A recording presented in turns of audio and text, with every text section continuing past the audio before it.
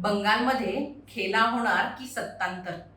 नमस्कार मित्रांनो, मी अनुष्का आणि तुम्ही पाहताय राज्य लोकतंत्र. भारतीय राजकारणातील सर्वात मोठी रणधुमाळी आता निर्णायक वळणावर आली आहे. 4 मे हा तो दिवस आहे जेव्हा पश्चिम बंगाल आणि तमिळनाडूच नाही तर संपूर्ण देशाचं लक्ष विधानसभा निकालांकडे असेल.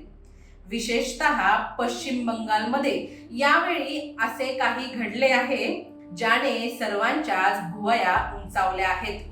91 लाख मतदारांची नावे मतदार यादीतून वगळली जाणे, विक्रमी 92% मतदान आणि हिंसाचाराचे सावट. ममता बॅनर्जी आपला गड राखणार की बंगालमध्ये कमळ फुलणार?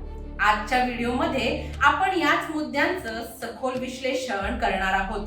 दक्षिण भारतात तमिळनाडूने आपली दिशा ठरवली असली तरी खरी लढाई पूर्वेकडे म्हणजेच पश्चिम बंगालमध्ये लढली जात आहे. बंगालची ही निवडणूक केवळ सत्ता स्थापनेसाठी नाही तर ती विचारधारेची लढाई बनली आहे. एकीकडे तृणमूल काँग्रेसची माटी माणूस ही घोषणा आहे तर दुसरीकडे भारतीय जनता पक्षाने लावलेला सोनार बांगला आणि परिवर्तनाचा नारा आहे. 4 मे रोजी जेव्हा ईव्हीएम उघडतील तेव्हा पश्चिम बंगालचा मुख्यमंत्री ठरणार नाही तर पुढच्या अनेक वर्षांच्या राजकारणाची दिशा ठरणार आहे. या निवडणुकीतील सर्वात मोठा धक्का म्हणजे SIR मोहिमेत समोर आलेली आकडेवारी. मित्रांनो, पश्चिम बंगाल मधील मतदार यादीतून तब्बल 91 लाख मतदारांची नावे वगळण्यात आली आहेत. ही संख्या अगदी छोटी नाही. विरोधकांचा असा आरोप होता की ही नावे घुसखोरांची किंवा बोगस मतदारांची होती ज्यांचा वापर निवडणुकीत गैरवापर करण्यासाठी केला जात असे.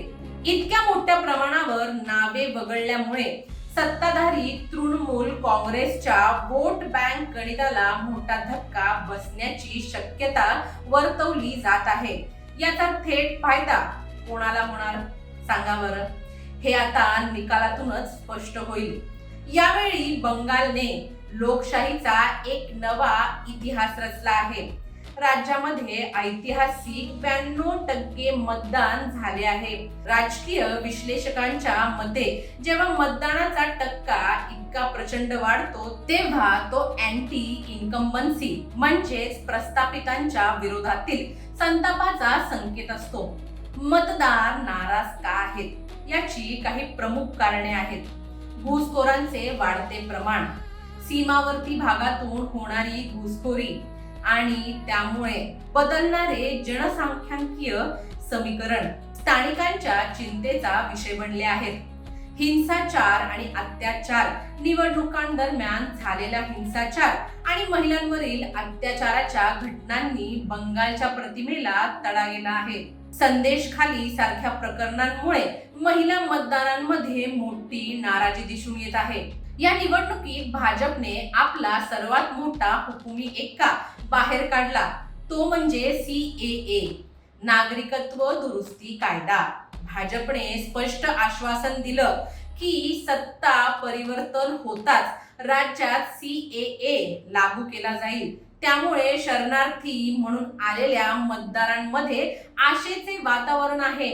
तर दुसरीकडे सत्ताधारी TMCने याला कडाडून विरोध केला आहे. मतदारांनी ममता दीदींच्या स्थानिक कार्डाला पसंत दिली आहे की भाजपाच्या राष्ट्रीय आणि सुरक्षा मुद्द्यांना हे पाहणे आता औत्सुक्याचे ठरेल. 4 मे रोजी सकाळी जेव्हा मतदान सुरू होईल तेव्हा प्रत्येक सेकंदाला समीकरणे बदलतील.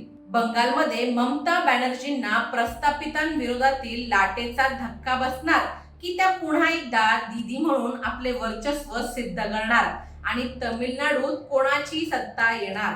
या सर्व प्रश्नांची उत्तरे आपल्याला लवकरच मिळतील. तुम्हाला काय वाटतं, बंगालमध्ये सत्ता परिवर्तन होणार का?